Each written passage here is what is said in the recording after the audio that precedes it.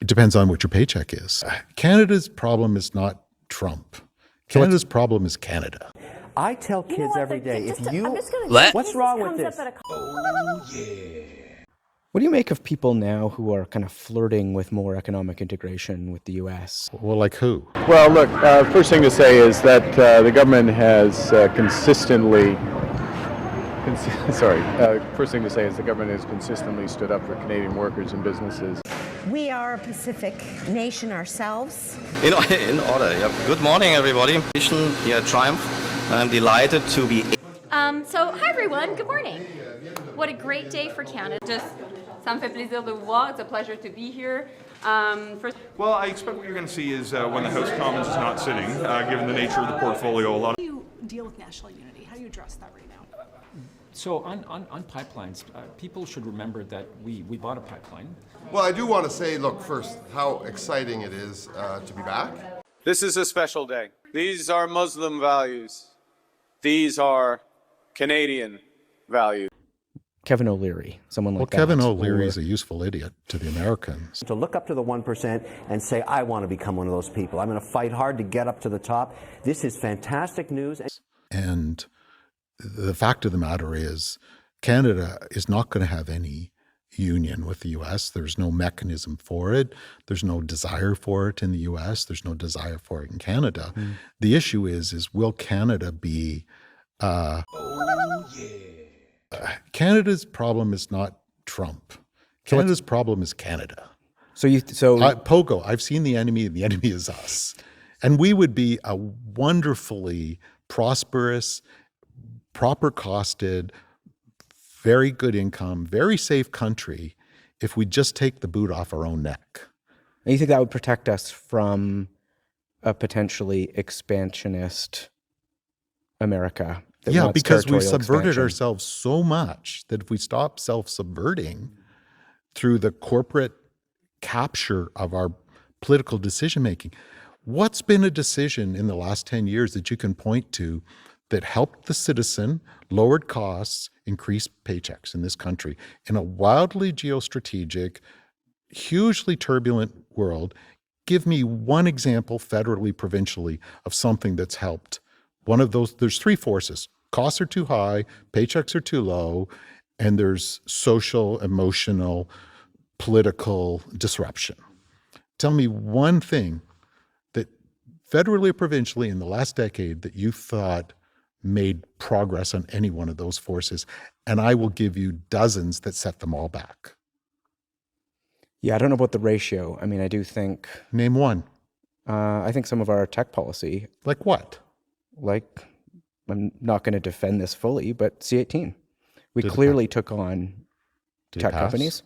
Yeah, it did. What's been its effect? $100 million from Google a year, predictable funding to journalism for 5 years. Oh, come on. It's not nothing. I don't utterly dismiss that. I mean, I'm critical of the policy for sure too, but like it's something they lobbied heavily against. Structure, everyone's given a few crumbs. Well, and it's an ex post. $100 million a year into the journalism sector is not nothing. What did it used to be, and what's their revenue in Canada, and what's their power in Canada? I mean, look, I think that's clearly the right question, right? And like, I think there's other ways you could go at some of their capture of the ad market, for example, that might have been more effective. If that's what you're going to hang your hat on, wow. Given them all the ability to, and what do you think Google's and Facebook's revenue is a year in Canada? It's billions. Tens of billions. Yeah. Yeah. So no, I know. So the redistribution is some fraction of a percent. Yeah.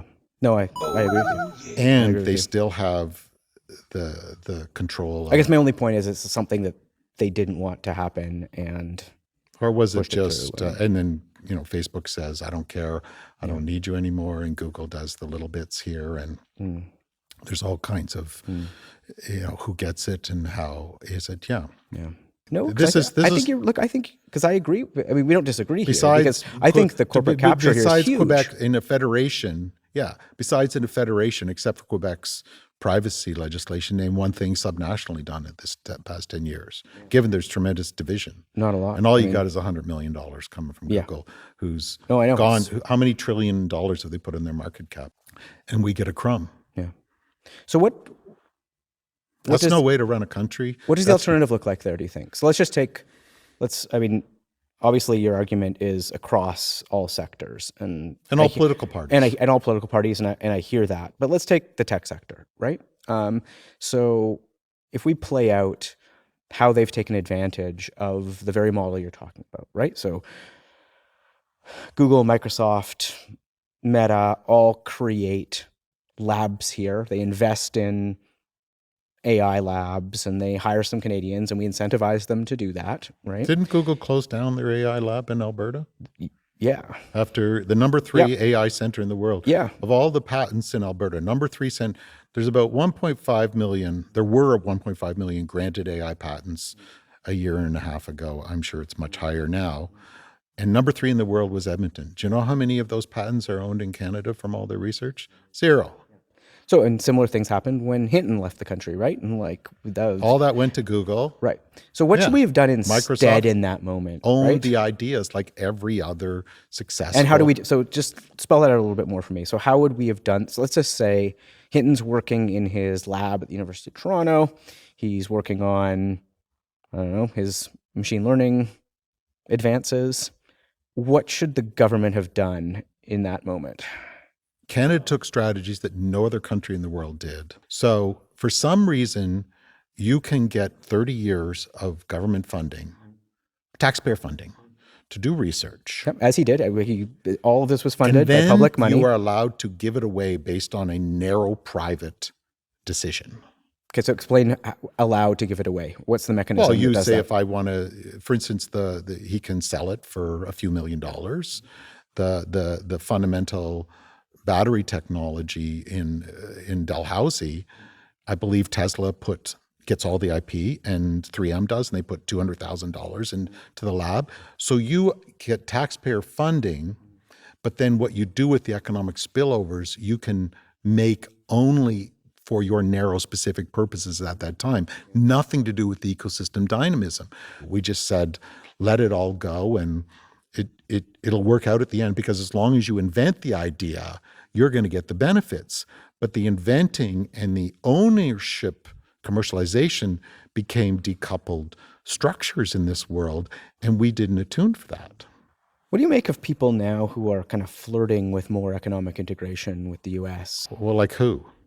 Kevin O'Leary, someone like that. Well, Kevin O'Leary is a useful idiot to the Americans. And the fact of the matter is, Canada is not going to have any union with the U.S. There's no mechanism for it. There's no desire for it in the U.S. There's no desire for it in Canada. The issue is will Canada be Puerto Rico without a passport? So what do you mean by Puerto Rico without a passport? It means, well, Puerto Rico is poorer than the poorest state in the U.S., but at least you get a passport to come into the U.S. And Ontario right now is below the poorest state in the U.S. It used to be 4 or 5, up there with Michigan and New York. So based on what measure? A GDP per capita. But surely that's not the best. I mean, surely quality of life is better in Ontario than it is in the lowest GDP per capita states in the U.S. by most measures. I just think that's a very questionable thing to say. If you want to go to Missouri and you can spend $200,000, $250,000 and get a 4-bedroom house and all that, and you look at the erosion, like health outcomes, life expectancy, inequality, I'm sure all of those are worse in Missouri than they are in Ontario. No. Well, you look at all of the public safety, and you look at the inequality in Canada, and you look at the quality of the health system, and you look at the cost of living, including accommodations. I think those are all problems. If you were given a paycheck of X dollars and you had a choice of living in Toronto or in a chosen place of Mississippi, I'm not thinking they're quite as divergent as they used to be. What's that? I'd choose Toronto. It depends on what your paycheck is. What?